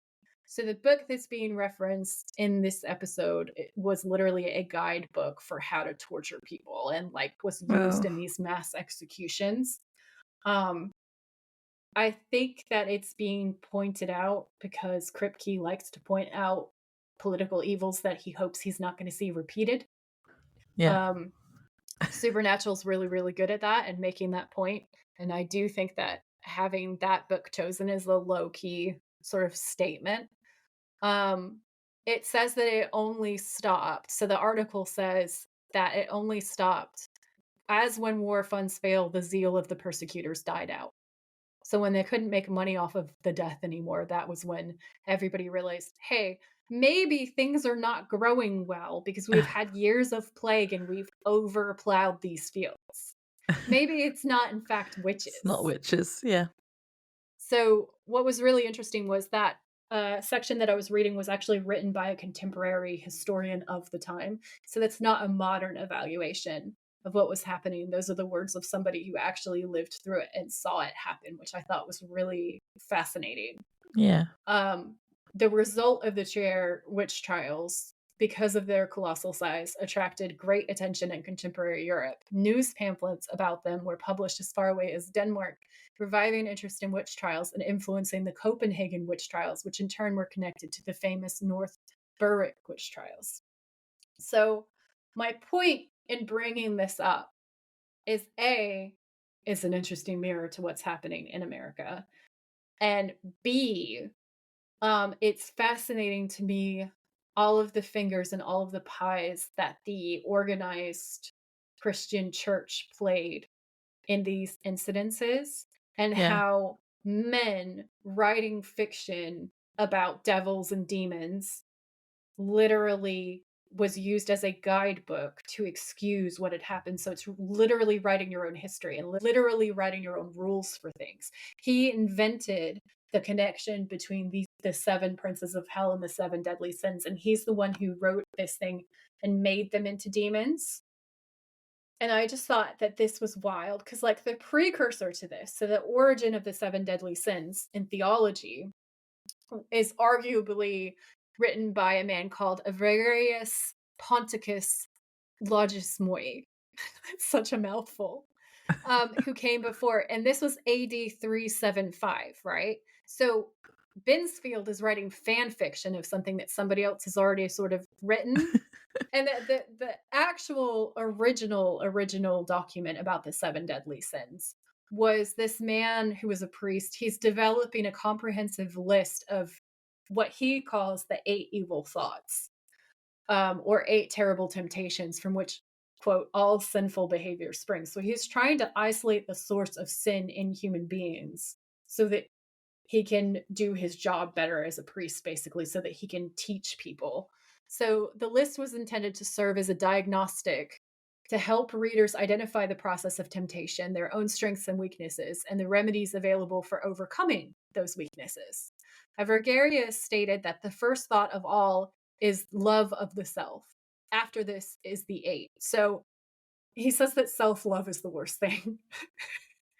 Now, I don't think that he means vanity, but I think we're supposed to assume that he means vanity. I don't know. It's all pretty fucked up. So then he says that it's gluttony, lust, greed, sadness, despondency, vainglory, anger, and pride. Then around 2 centuries later in 590, Pope Gregory I will revise this list to form the more commonly known 7 deadly sins, where despondency was combined with sorrow, calling the combination of the sins sloth. vainglory becomes pride, and he adds envy to the list. No. And I'd also like to point out that when he adds envy to the list, and on all of the pamphlets, most of the 7 deadly sins in illustrated versions and examples are made to be about women. Mm-hmm. That doesn't surprise me.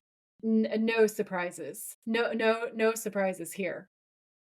So yeah, that's the origin of the 7 deadly sins. It is not, in fact, part of the Bible. It is not biblical at all. This is a bunch of old dudes writing their moral lessons out for everyone to follow. And it becomes such a huge thing that it kind of becomes Christian folklore, and then it becomes theology. And then there are literally people who are like, but these demons, and literally believe it. Yeah. And don't realize that it is based on propaganda. People always believe whatever they read. Well, not everyone. People that don't have critical thinking do. They do, yeah. So I thought that was a really interesting point. I think it's fascinating. Yeah. And I thought it was really, really interesting that that's the book that they reference. And when you look at the representation of the 7 deadly sins in this episode, it is Bensfield's work. Like, it really mirrors a lot of his work. And that's really kind of terrible and also awesome because it's horror. All right, so to take us back to the episode, Bobby says that it's Bensfield's classification of demons, and he says that they're not human vices, but they're actual devils. And Sam says the family, they were touched by sloth, and the shopper, and Bobby says that's envy's doing, the customer we got in the next room. I couldn't suss it out at first until Isaac, he was touched with an awful gluttony. And a gluttony for drain cleaner. Ugh. Yeah. Blech. So Tamara goes off and says that she's going to slaughter every last one of them. And Bobby says, we already did it your way. You bust in there half-cocked, and look at what happened. These demons haven't been topside in half a millennium. We're talking medieval, dark ages. We've never faced anything close to this. So we're going to take a breath and figure out what our next move is. And then they stare each other down, and then Bobby says, I'm sorry for your loss. And I'd written down in my notes, be nice, Bobby. Because I felt like he was really overreacting to Tamara. And also, if it was any one of them, they would probably be reacting the same way that she's reacting. So, like, on the one hand, I get it, but also, like, slow your roll, pal. I just wrote angry Bobby in my notes. Angry Bobby is angry. So, Sam and Dean kind of exchange a look, and then we cut into the room where Envy is being held. And he's talking to Bobby, and he says, so you know who I am, huh? And Bobby says, we do. We're not impressed. And I was like, oh, burn. I wrote, he's such a mad dad right now. He is a mad dad. Daddy is angry. We're not impressed. Yeah. Sam says, why are you here? What are you after? And Dean says, he asks you a question. What do you want? Because, like, when Sam asks him that question, he just kind of looks at him and is like, fuck you. And Dean's like, all threatening and sexy. He asked you a question. And I'm like, oh, hello. So Envy laughs condescendingly, and Dean opens the flask of holy water and splashes him. And then Envy starts screaming. That was so hot. I was just like, oh, that is sexy. And then he says, we already have what we want. And Dean says, what's that? And he says, we're out. We're free. Thanks to you, my kind are everywhere. I am legion, for we are many. And then he laughs at his own joke. And then he says, so me, I'm just celebrating, having a little fun. And legion is a reference to a biblical demon that Jesus drives out, where there's a man who's possessed by like hundreds or thousands of demons, and it's really creepy and scary. And basically, Jesus is like, well, I don't really like this. I think you should get out of my dude. And the demons are like, we are legion. We are scary. And Jesus is like, shut up and get in those pigs. So the demons shut up and get in those pigs. Because they're like, don't kill us, just put us in the piggies. And he's like, fine, whatever. But then Jesus is like, fuck you, my guy. Drown yourselves, pigs. And then they do. So then they all die. And I always felt sorry for the pigs. I was like, pigs didn't do anything. They were just being pigs. Yeah. Like, that's rude. Yeah. But there you go. I had a fun fact about that as well. And I just wrote afterwards, the Bible is pretty metal, really, isn't it? It's pretty metal in places, yeah. I like the part about Jesus just being like, "You can't play the player." That was pretty fun. Yeah. So Envy says, "Yeah, fun. See, some people crochet, others golf. Me, I like to see people's insides on their outside." And Yep. it's really scary the way that he delivers that line. I was like, "Oh, this is amping up the horror for this episode. The scare factor is rising." Um, and Tamara, being a fully fledged badass, just says, "I'm gonna put you down like a dog." And I was like, "Yes, Tamara." Um, Envy says, "Please, you really think you're better than me? Which one of you can cast the first stone, huh? What about you, Dean? You're practically a walking billboard of gluttony and lust." And Dean's like, "Yeah, I His am." face, yeah. He's He's just so like, proud of himself. "Fair. He's like, "Yeah, I'm awesome." You've got a point." Yeah. It's scary. I was just that's low key a thirst trap for me. Dean was just like, "Yeah, I'm filthy. What about it?" Um, and then he says, "Tamara, all that wrath, ooh." And then he does this tisk tisk, and I was like, that offends me because I feel like he basically just called her an angry black woman, and I'm not a fan. I was like, "Shut up." Her rage is valid. Women are allowed to be angry, and I Especially like when her he just fury. killed her husband. Yeah. Like, just everyone can shut up and leave Tamara alone. My new campaign. Leave Tamara alone. So he says it's the reason you and Isaac became hunters in the first place, isn't it? There's so much easier to drink in the rage than face what really happened all those years ago. And Tamara smacks him until Dean and Bobby pull her back. And Envy's like, "My point exactly. And you call us sins. We're not sins, man. We're natural human instinct. And you can repress and deny us all you want. But the truth is, you're all just animals. Horny, greedy, hungry, violent animals. And you know what? You'll be slaughtered like animals too. The others, they're coming for me." And again, it's really good writing, and it really adds to the scariness because that's a scary line. And I just wrote, "Oh, everybody shut up. Tamara is allowed to hit a demon if she wants to.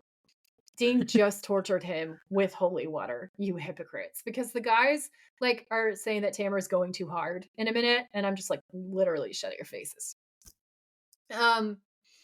So then Dean comes in after this part and says, "Maybe, but they're not gonna find you because you'll be in hell." And that's hot. And then Tamara exorcises him, and that's also hot. And I was like, "You go, girl, slay." Um, and Bobby in the next room is like, "I don't think we're gonna have to worry about hunting them." And Sam says, "What does that mean?" And we start hearing the duh duh duh type of vibes, Yeah. dark cinematic, scary music. And Bobby says, "I think maybe this Joker's right. They're gonna be hunting us and they're not gonna quit easy." And Dean says, "You guys, why don't you take Tamara and head for the hills? I'll stay back, slow him down, buy you a little time." And Sam's like, "You are insane, Dean. Just forget about it, okay?" And Bobby's like, "Sam's right." And Dean says, "There's 6 of them, guys. We're outmanned, we're outgunned, we'll be dead by dawn." And Bobby says, "Maybe, but there's no place to run that they won't find us." And Sam says, "Look, if we're going down together, all right?" And because they're both like, "We're not just going to let you kill yourself, Dean. Stop being an idiot." Yeah. And I was Why are like, "Yeah, that's you fair." obsessed with trying to kill yourself? He just has very low self-esteem and a very high hero complex. And I love him. Okay? I love him and I'll always love him. So Dean says, "Well, let's not make it easy for them." And I'm like, "You sexy motherfucker." So from the other room, Envy gives this last scream, and Tamara slams the book shut and comes into the other room, and says, "Demon's out of the guy." And Sam says, "And the guy?" And Tamara says, "He didn't make it." Hmm. This was cool though, how you could tell that the demon had left because it was kind of, you hear him scream and then all the candles go out like there was Yeah. a puff of air going through the room or whatever. It was violent and spooky, and I loved every minute of it. They did a really good sort of set of scares. And the atmosphere was really creepy for that exorcism. It Yeah. was really, really well done. Um, so later on, Dean is sitting on the floor with a row of candles behind him, loading up a shotgun, and Sam is across the room filling flasks with holy water. He looks over at Dean, who's looking back at him, and they kind of watch each other silently for a moment until the lights begin flickering. They look around. An old radio sparks to life, playing the beginnings of a scratchy recording of "We Shall Not Be Moved." And Dean says, "Here we go." and cocks the shotgun, and that's hot. I'm just saying. So then the music plays, and outside we see a demon in Isaac's body approaching, and he starts screaming for Tamara, and it It's is horrible. awful. She looks back at Bobby and then out the window again, and he's saying that he got away, but he's hurt really bad and he needs help. And Bobby says it's not him; it's one of those demons. It's possessing his corpse. And I went, ugh. Again, this was a scary episode. Honestly, like this is one of the scarier episodes. And Isaac says, "Baby, why won't you let me in? You left me behind back there. How could you do that? We swore at that lake in Michigan. Remember, we swore we would never leave each other." And Tamara is crying, and she's like, "Well, if it's not him, how did he know that?" And Bobby says, "Steady, steady, steady." And I was thinking, she's not a horse. And it is endearing, but like, whoa there, girl. Isaac says, "You're just gonna leave me out here? You're just gonna let me die? I guess that's what you do, dear. Like that night those things came to our house, came for our daughter. You just let her die too." And she's screaming, "You son of a bitch." And Bobby goes, "Tamara, no." And she pushes the door open, breaks the salt line, and tackles Isaac down on the steps and smashes a stake into his chest. And I was just like, that is awesome. It was so badass. And at first I thought, but unfortunately, she's broken the salt line and lets the demons in. And then I was like, actually, it's all a trap. So, in fact, she was like the point guard here and she just killed it. Like, she just went out and literally killed it. So the demons screaming and sizzling and dying, and that's pretty satisfying because he's a bastard. And then the other 6 demons break into the house and then cross over the salt line. And there's this one dude. And he corners Bobby, who backs up slowly. He stalks Bobby really confidently smiling until he stops as if he's run into an invisible wall and looks around confused. Turns out that he's under a devil's trap, and Bobby smiles and delivers this one-liner. And then in another hallway, Dean is cornered by this woman who is dressed in this kind of like sexy, low-cut but white top.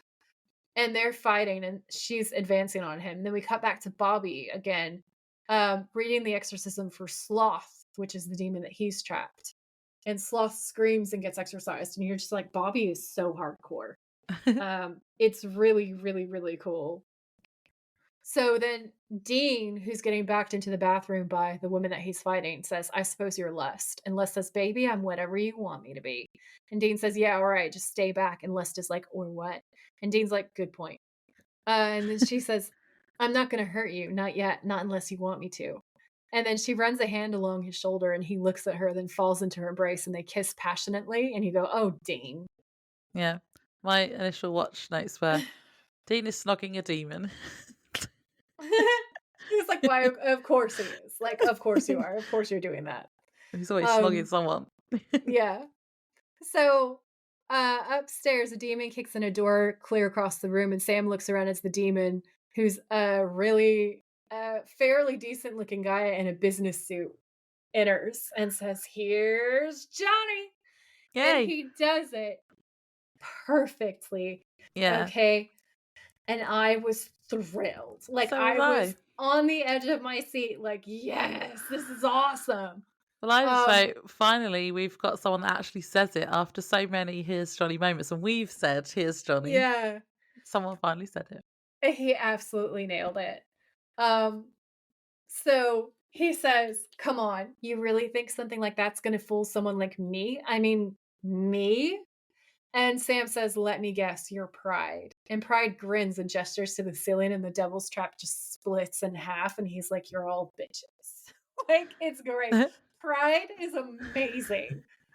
That was cool as well, that bit, because that effect, in the special features that I watched, Kim Vanna said they had to do it with hydraulics, and they had to do it twice. So they had to like rebuild the ceiling and then do it again. That's so cool. No wonder it looked so good, because it looked really, really good. Yeah. And really scary. And I kind of thought it might be a practical effect, but I wasn't 100% sure. So that's awesome. Yeah, literally ripped the ceiling open. Always better. That is so fucking cool. So Pride says, "The root of all sin, and you our Sam Winchester. That's right. I've heard of you. We've all heard of you. The prodigy, the boy king. The Looking at you boy now, I've got to king. tell you. I love it when he calls him the boy king. That was awesome. So he says, looking at you now, I got to tell you, I don't believe the hype. You think I'm going to bow to a cut-rate, piss-poor human like you? I have my pride, after all. And now, with your yellow-eyed friend dead, I guess I don't really have to do a damn thing, now do I? And Sam starts looking nervous at this point, and he says, you're fair game now, boy, and it's open season. And they start walking in, and you think, Sam seems kind of fucked at this point. Like, it's not looking good for him. It's like three demons. Yeah, it's like 3-on-1. It's not ideal. We're going, oh no. So then we come back to the bathroom. Dean is backing up, still making out with Lust until he hits the shower curtain, and then in one move, flips Lust around, pulls open the shower curtain, and plucks her face first into the bathtub full of holy water. And I was like, that was cool. This is amazing. So she's screaming in agony, and my notes say Dean puts Lust in a bath, while of course serving as sexploitation shots of the actor stripping rat in a bra. Yeah. I was like, that's so inappropriate, but also completely appropriate at the same time. Mm-hmm. So upstairs, Pride knocks Sam to the ground, then pulls him up with an arm wrapped around his throat and begins strangling him. And at this point, you're scared. Like, you're like really scared for Sam. Yeah. And then our mysterious blonde girl in a leather jacket, total badass, appears holding this knife that's been strapped to her right thigh. And you just go, she just gets hotter and hotter and more awesome. Okay. So she pulls the knife out, grits her teeth, and slashes the throat of the first demon. And then this fiery light appears in the cut and he goes down dead. And I'd like to say that the effects for them dying is pretty similar to the cult. Yeah. Which is really, really cool. I was like, this shot was cool as well because of all the slow motion bits. But I was like, what is this knife? And then I've like, maybe she's a slayer, not a demon. I liked the fire effects. And then I suppose they needed a new cool weapon because they don't have the cult anymore. Yeah, exactly. It's kill really, demons. really cool. This whole fight sequence is amazing. So then another demon who turns towards her and says in recognition, you. And she turns to the second demon who punches her twice. She gets knocked away and then rushes towards the other demon, Greed, and plunges a knife into Greed's chest, pulling upwards to her neck, basically. So that demon goes down. Pride lets Sam go to tackle her, the mysterious blonde girl. Sam pulls him away and punches him in the face, putting him right in the path of the mysterious blonde girl's knife. She plunges it into his neck and upwards into his mouth, and it's gross and awesome. He gargles, opening his mouth and showing the knife in it, and then collapses in the shower of sparks and demonic energy, and that was sick. I loved it. It was cool. Such a good slaying scene. And Sam says, who the hell are you? And she says, I'm the girl that just saved your ass. And Sam says, well, I just saved yours too. And she just kind of laughs and then says, see you around, Sam. It's like, whatever, Sam. What I wrote down that I thought was really cool was there's this vibe where Sam and Pride have these things in common. And it's being hinted at that they're sort of the perfect matchup for each other, the same way that Dean's perfect matchup is Lust. And it's really, really interesting. So like Tamara is matched up with Wrath because she wants vengeance. She wants to avenge what has happened to her husband. Sam is matched up with Pride, Dean's Lust, and Bobby's Sloth because you don't hear a lot about it as of yet. But Bobby has kind of like a messy appearance. He doesn't always move the fastest. And then when you get more of his backstory, we kind of learn later on that he has kind of a history of a problem with drinking too much. So when he says that line about drinking too much to that other guy, it's sort of a reflection of him fighting his own demons. And I thought that this was really intelligent and really well done as a metaphor. Mm-hmm. So anyway, she says, see you around, Sam. And Sam says, wait. And he tries to follow her, but she's already gone. She's Batman. And I was like, who is that masked woman? Because that's what people say about Batman. And then later Dean says that. And I was like, we're on the same page. That's my guy. So then the next morning, they are salting and burning all of the bodies. Tamara is burning Isaac's body in a hunter's funeral, and that was the same as the boys did with John, wasn't it? Yeah. When he died. Sam asks if she's going to be all right, and Dean says, no, definitely not. Like, well, obviously. Yeah. And then Sam asks Bobby about the knife that the mysterious woman had, as it could kill demons. And Bobby says yesterday he would have said there was no such thing. And then Dean starts to take the piss out of Sam for needing a girl to save him. I roll. I wrote down that he was butthurt because he got taken down for like in 2 seconds in this episode, so he had to take the piss out of Sam. Yeah. And I was like, she would have kicked your ass too, Dean. Shut up. Yeah, and he was also fighting with a girl. Yep. Yep. Sam asks if they let out the 7 deadly sins. What else did they let out? And then there's another shot of them all looking up through the flames as they light the bodies on fire. That's the classic shot. It's hot. Yeah. It's literally hot. Like, Dean lights a matchbook and tosses it into the pyre, and it's a thirst trap.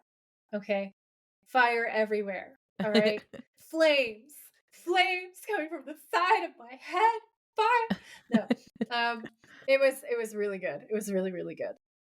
So then they all say goodbye to Tamara. Bobby tells her to be careful. He then tells the boys to keep an eye out for omens and says he'll do the same. And then Sam, this was actually it wasn't supposed to be funny, but I thought it was funny. Sam says, hey, Bobby, we can win this war, right? And then there's just lots of awkward glances and it's just like crickets. And then Bobby leaves. It's supposed to be scary because you're supposed to be like, funny. Oh, no. If Bobby doesn't have the answers, who does? But I was like, Bobby is the drama. Way to boost morale. Because they're like, we can beat this thing, right? And Bobby's like, see you later. It's like, anyway. Yeah. I thought it was funny. Yeah, me too. And then there's a bit right at the end where Sam is telling Dean that he's spoken to Tamara and says that there may be a hoodoo priest who could help them out with Dean's situation. And I wrote, we went a good few episodes without any mention of hoodoo. And here we are again. Yeah, as I wrote, Sam wants to save Dean, but then this was my initial watch notes. I said, but part of the deal that Dean hasn't told Sam is that if he tries to get out of it, Sam will die. And then I wrote, oh, he's just told him. Yeah. Sam says, please tell me. And Dean says, we trap the crossroads demon, trick it, try to welch our way out of the deal in any way. And then there's this close-up on Sam's reaction. He says, you die, okay? You die. Those are the terms. There's no way out of it. You try and find a way to help me, God, I'm gonna stop you. And Sam kind of sighs and says, how could you make that deal, Dean? And Dean says, because I couldn't live with you dead. Couldn't do it. And Sam's like, so what? Now I live and you die? And Dean says, yeah, that's the general idea. Yeah. I love him. And Sam goes off and he says, yeah, well, you're a hypocrite, Dean. How did you feel when Dad sold his soul for you? Because I was there. I remember you were twisted and broken. And now you go and do the same thing to me. What you did was selfish. And Dean says, yeah, you're right. It was selfish, but I'm okay with that. And I was like, they see me rolling. I love him so much. And Sam's like, I'm not. And Dean says, tough. After everything I've done for this family, I think I'm entitled. Truth is, I'm tired, Sam. I don't know. It's like there's a light at the end of the tunnel. And Sam says, it's hellfire, Dean. I laughed so did I. That was such a brutal one-liner, but it was great. I wrote, oh, that's another bit that I think was supposed to be funny, but I thought it was really funny. It's hellfire, Dean. Yeah. There's a light at the end of the tunnel. Yeah, it's hell. Dark comedy. It's really dark comedy. I loved it. So Dean says, whatever. You're alive. I feel good. For the first time in a long time, I got a year to live, Sam. I'd like to try to make the most of it. So what do you say we kill some evil sons of bitches and we raise a little hell, huh? And I was like, the ultimate thirst trap is arrived. That was cool at the end, yeah. It was kick ass. And Dean smiles and nods to Sam and then walks on to the Impala and there's rock music. And Sam's like, you're unbelievable. And Dean turns around to Sam and just says, very true. And it's hot, y'all. It's so hot. And they get in and the rock music is blasting. And Sam's still annoyed, but it's still a thirst trap. And it just carries them. The power of the thirst trap carries us to the end of the episode. Yeah. Do we go to end of episode games? Yeah. Yeah. Okay, villain, hot or not? I wrote down that Pride was kind of hot. Gave me the ick a bit. It's that American Psycho kind of like The Shining, kind of like here's Johnny. I admit that I need therapy. However, I thought it was low-key hot. All right. None of the demons were hot. Disappointing. You're comparing them all to Azazel, being like, where's the cowboy sense of humor and the evilness and the chiseled jawline? Yeah. Episode scare rating. I think I gave it a 7.5 because it wasn't as scary as the scariest episodes, but it was pretty scary. Yeah, I gave it a 7. I said Isaac's death scene was a 9, but overall it was a 7. Yeah, Isaac's death scene was like a 9 or a 10. Yeah, that was horrible. That woman's death scene where she gets killed over shoes, that was like an 8 to a 9 for me too. Yeah, like there are horrible, scary scenes in it. The only reason why I'm not rating it like on par with Bloody Mary is because there's so many jokes in it that the overall terror factor drops off a little bit because there's like jokes that have you laughing your head off, like when Dean gets like just raises his hand, you just see his hand and he's on the floor with like the grown-ups over him and he's like, help me, I'm bleeding. And then he's like, what's in the box? And he's like, there's so many quips, and then there's all of the dumb shit like between him and Sam like jump scaring him, pranking him. Funny. It makes it so funny. So that's the only reason why I'm not like, this is the terrifying episode. No. It's scary though. We didn't have a motel. Favorite quotes? So many. I know what yours is going to be. What's in the box? Yeah. So I put, kill some evil sons of bitches and raise a little hell. Like that line at the end where he says, what do you say we kill some evil sons of bitches and that was good. Raise some hell? Because that was hot. That was both my thirst trap of the episode and also one of my favorite quotes.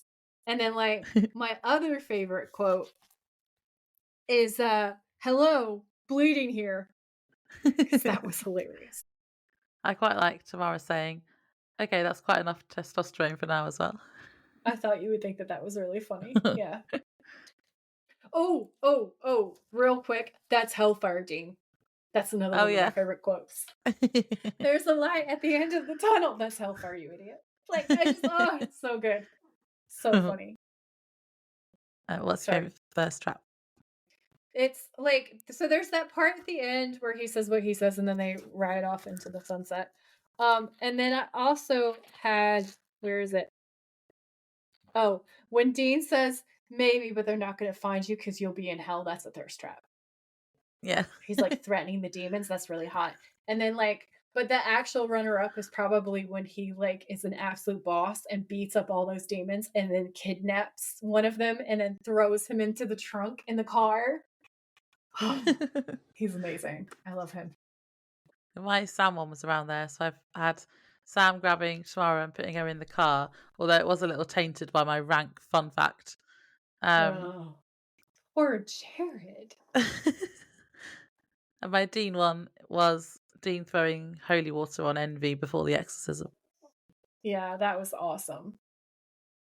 Did you have an MVP? Bobby. It was Bobby with his planning. What about you? I didn't know, and I wrote maybe the mystery girl for saving Sam at the end. Oh yeah, who was that masked woman? You know, I don't know. I do know. It's great. Oh, I also really like quotes wise because I can't stop with the quotes. Is when Sam says, "Let me see your knife," and Dean's like, "Why?" And he says, "So I can gouge my eyes out." Yeah, that's a good one. That was awesome. So yeah, I thought it was a good opening for season 3. I've got no idea what's coming up. I'm guessing we're going to see lots of other kinds of demons that they've let out. Yes. But yeah, I've got no idea what's coming up in the next episode, but I will look forward to watching it probably tomorrow. Yeah, I'm looking forward to getting the unhinged WhatsApp messages when Laura's like, "Oh my god, what? Who did they do? What?" Oh no. What's going to happen? I'm not saying that it's bad. I'm just saying I think there will be commentary. And I think that will be fun for me. Okay, well, shall we wrap it up there then? Oh, I mean it very briefly. Very briefly. If you guys saw our wrap up for season 2, I had Laura get me so hard with the fucking phrasing out of context quotes, because she put cockroaches on everything, including baby Sam, which feels like a bridge too far. Okay, I will also say I'm pretty sure that my forbidden book trauma goes back to I was a baby in Myrtle Beach and there were cockroaches on me in my crib. Ew. Disgusting. I was screaming. I've always hated them, but I think that that's like the origin of the trauma. And my mom was then like, we're leaving. We're not living here anymore. So when she put cockroaches on baby Sam, it's just, it was horrible. And then I didn't even notice. I don't think I initially, I think my brain tried to protect me and blocked out the first couple because I didn't see them. And then once I saw them and I went back through, I was like, she's done it to everything. And it ruined out of context quotes for the season wrap up, which I have been looking forward to for a month. And it just ruined it for me because I can't look at any of those words or pictures because they're full of cockroaches. I was trying to put them as little hair accessories and stuff. She went so dark. Joe has a nice little hair accessory cockroach.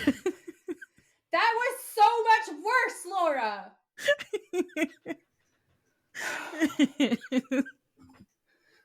Yeah.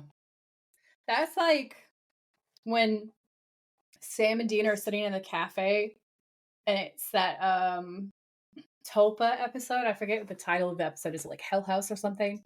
And oh yeah, he's pulling that little mannequin fisherman thing, and he's creepy. Stop doing that. And he just keeps doing it and keeps doing it. That's what this was like. It's she just keeps pulling the fucking string. But she loves doing this to me. She is thrilled right now. Should we say bye? Yeah. Bye. Bye. Thanks for tuning in. If you like this episode, please rate, review, and subscribe. We would be very grateful. And if you know someone who would enjoy it, please share. You can find us on Instagram at the Witches of Letters podcast, or you can email us at thewitchesofletters@gmail.com. Until next time, stay safe out there, have each other's backs, and always keep fighting.